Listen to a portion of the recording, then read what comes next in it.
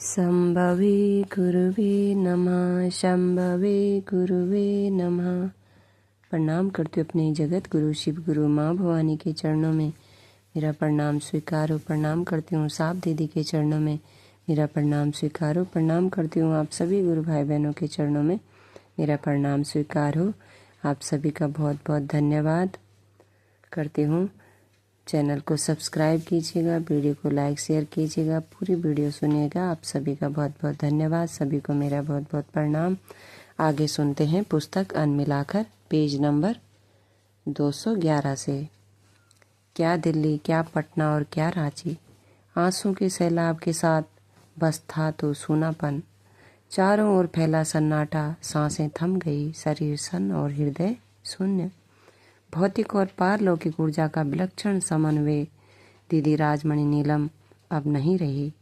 भारतीय अध्यात्म के इतिहास का निकृष्टतम क्षण मानने को मन नहीं करता, लेकिन सत्य था, एक शाश्वत सत्य।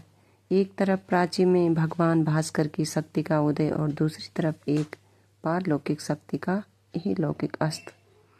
लवली, मोनू और अमित मर्माहत पर दीदी के दिए हुए संस्कार और धैर्य को बांधे हुए परिस्थिति का सामना कर रहे थे, किंतु जन्मदात्री के गुजरने का गम चेहरे पर साफ था, जैसे हजारों सुइयां एक साथ चुभो दी गई हों। मोनू बाबू लगातार रोए जा रहे थे और रटे रटाए की तरह एक ही बात बोले जा रहे थे कि माँ से कहो ना उठेंगी।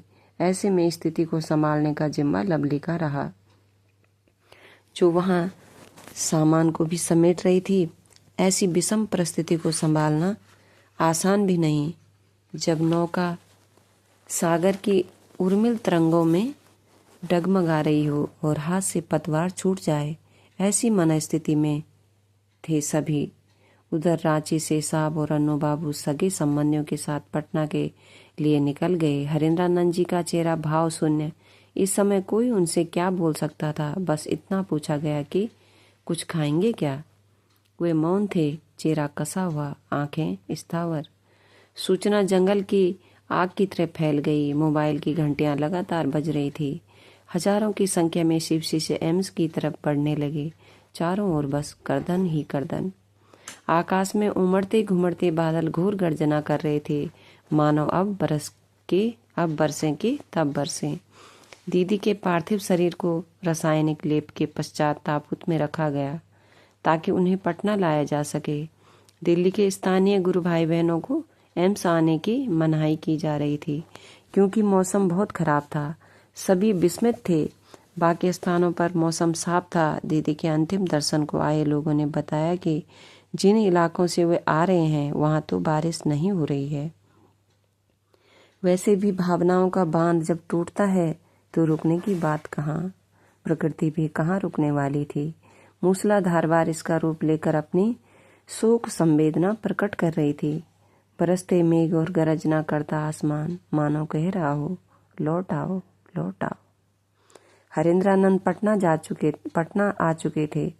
ऐसा पहली बार हुआ जब उनके गृह प्रवेश के अवसर पर एक मुस्कुराता और खिला हुआ चेहरा उनके सामने नहीं था। जीवन संगनी का साथ छूट चुका था। जो शेष था वह असहाय था, करुण था।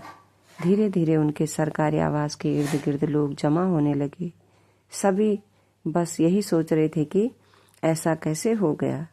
महादेव ने ऐसा करके हाहाकार मचा दिया।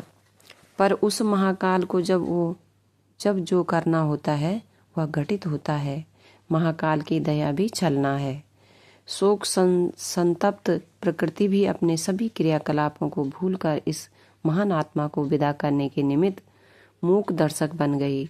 तभी तो इस दिव्य आत्मा की वापसी के लिए अपने सर्वाधिक महत्वपूर्ण दिवसों में से एक गंगा दशहरा को संजोए हुए थी।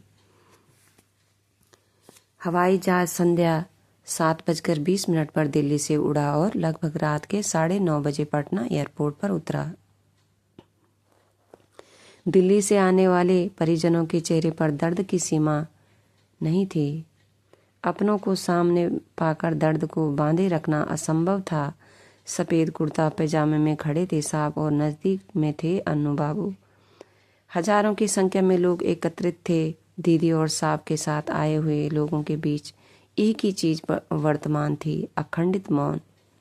भारी मन किंतु कर्तव्यों का निर्वहन की मजबूरी के साथ फूल मालाओं से लदे ट्रक पर ताबूत को रखकर बेली रोड स्थित आवास 4A60 लाया गया, जहां परिजनों के करुण कर्दन का हृदय विदारक दृश्य रेगिस्तान में भी सैलाब ला सकता था।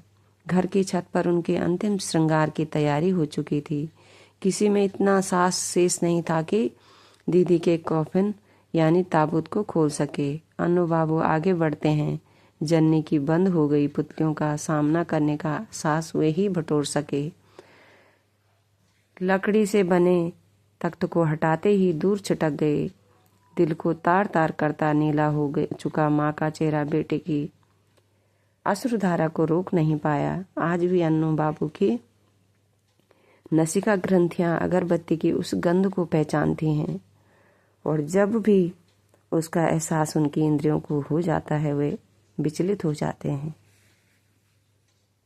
नीलम का चेहरा ऐसा लग रहा था जैसे सूर्य की प्रथम किरणों का स्पर्श पाकर खिला कोई कमल पुष्प। संपूर्ण ब्रह्मांड की कोमलता और सौंदर्य को समेटे अकल्पित ज्योतियों को विकीर्ण करता एक विशाल नीलमणि लग रहा था। राजमणि का पार्थिव शरीर मानो अब वे बोल उठे। अपने गुरु सहित साहब दीदी के चरणों में मेरा प्रणाम। आप सभी गुरु भाई बहनों को मेरा प्रणाम। सभी का बहुत बहुत धन्यवाद। आज के लिए इतना ही, इससे आगे हम कल सुनेंगे।